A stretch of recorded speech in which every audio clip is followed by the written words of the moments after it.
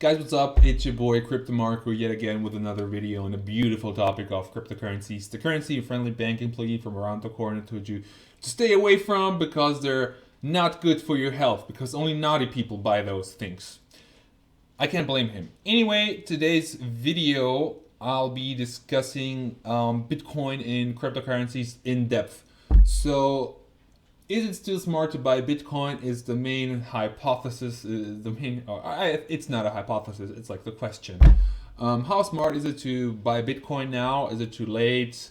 When is the right time to buy cryptocurrencies? And I'm gonna talk about that in this video now. So as you can see, I'm here in the official Wikipedia article on Bitcoin. And as you can see, it was launched 8 years ago on the, I think like the 3rd January should like become an international Bitcoin birthday. Like everybody on the planet celebrates the Bitcoin birthday. That would be really funny. Anyway, something interesting that I want to point out is that 12.5 Bitcoins per block until mid 2020, and then afterwards 6.25 Bitcoins per block for 4 years until next halving. This halving continues until 2110 or 2140, when 21 billion Bitcoins will have been issued. So that is an interesting thing that you should consider when buying Bitcoins, because the awesome thing is, as you can see right here, this is total Bitcoins in circulation from 2009 to 2017. So you see right now we have, to be quite exact, we have 16,000.665 Bitcoins in circulation, and not a lot are going to be added. So here we have a graph somewhere where we're gonna see like how much Bitcoins are gonna, oh come on, where's that graph now? Doesn't matter. So as I told you, until like Bitcoin will be issued until 2110 to 2140. What's the upside when you buy Bitcoin now? So you don't have to be a genius to know that this thing is going to create scarcity. So right now, the price is at 7,553. And what happens when a good gets more scarce? So what happens when there's fewer of something?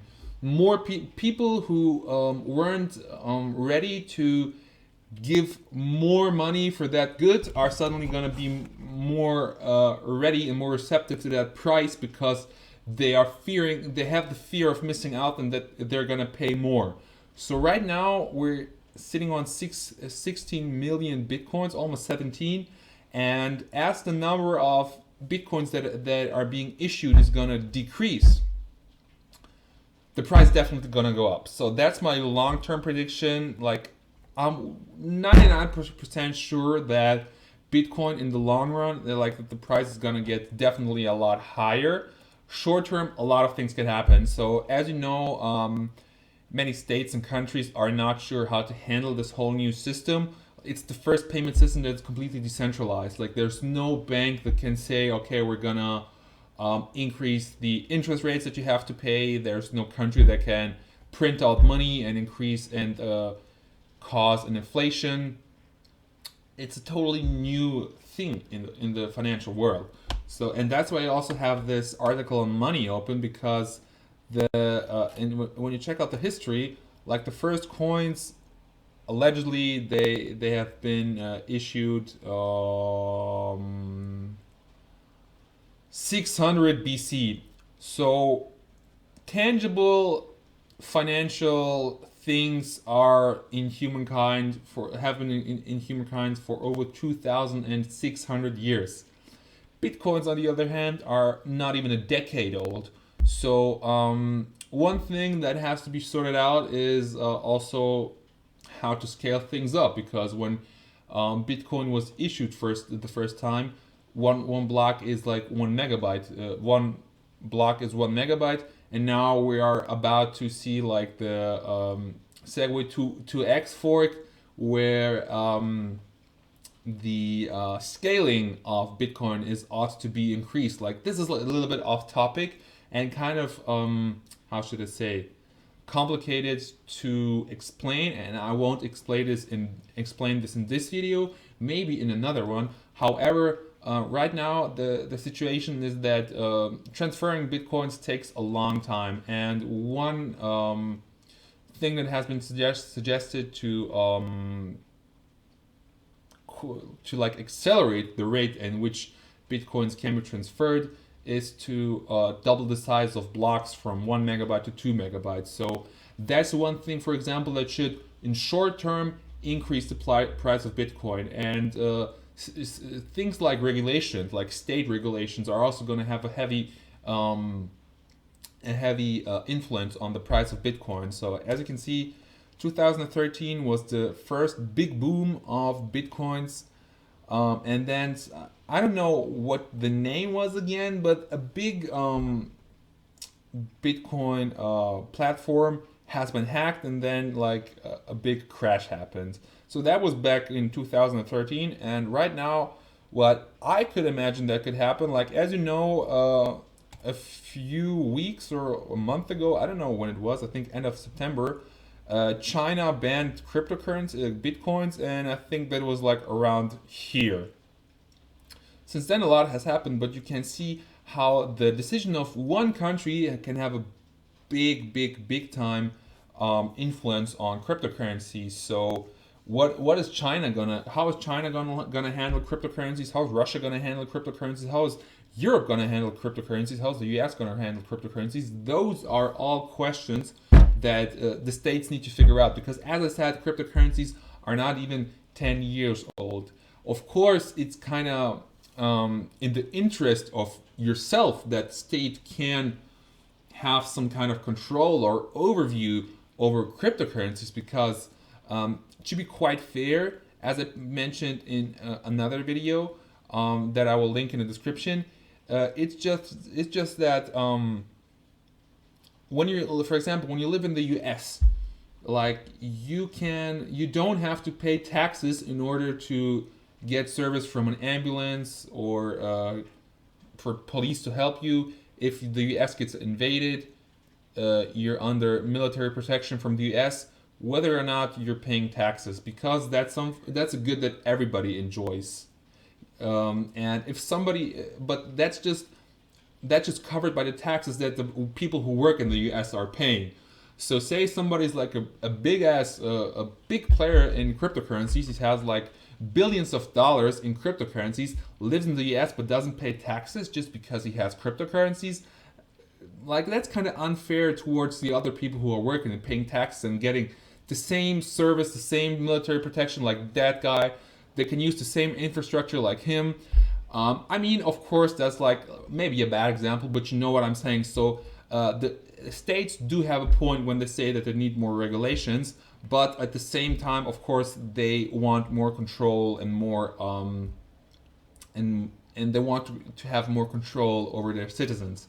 So it's gonna be really like when you for example, when somebody's like, say, a drug lord and he does a drug deal, you can catch him with while he does the deal with cash, or maybe he's like sending the money via, I don't know, Western Union.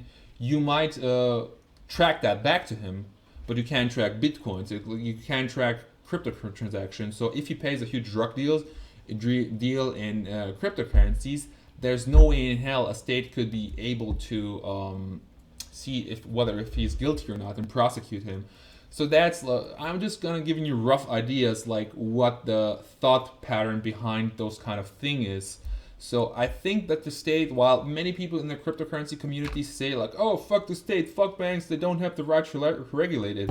Like, to some degree, regulations are also kind of protection from being scammed and from people using goods that for free that other people are paying for.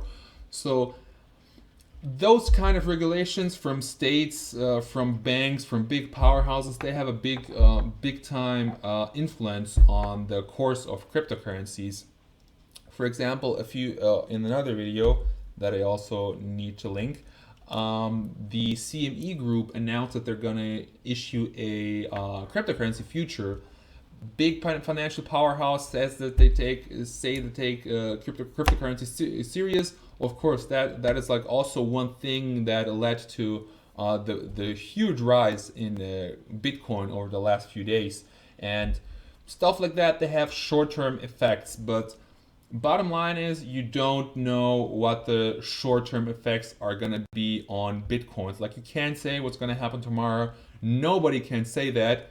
The only thing that I, in my humble opinion, can say for sure is that in the long term, Bitcoins are gonna be a lot more worth than they are right now. So what's the best what's the best time to invest into cryptocurrencies?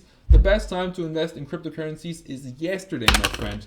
There's no reason why you should not like make a small budget plan and set some money aside that you could use for your own cryptocurrency investment. Like you should of course spread it out and maybe not only invest everything in bitcoins but also other currencies that you understand, that you like. I also leave this link in the description to another video I made on that topic.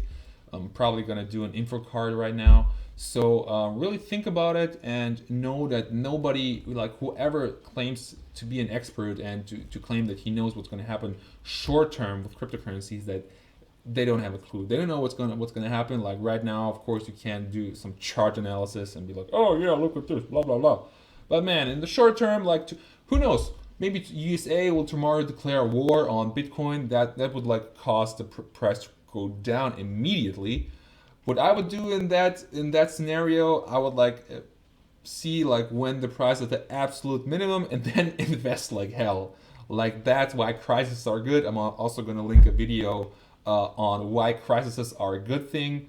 So it's always good to have like some financial knowledge in your background.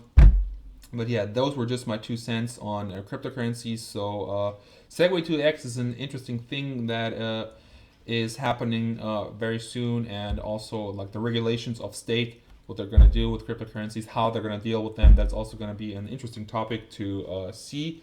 But short term, nobody can be serious what's going to happen, and long term, I'm pretty sure that the value of cryptocurrencies are going to increase a lot. So thank you very much for watching of this video. If you have any suggestions, any questions, leave them in the comment section below. Do you agree or disagree? I would like to hear your reasoning. Thank you very much for watching, and see you next time. Bye bye.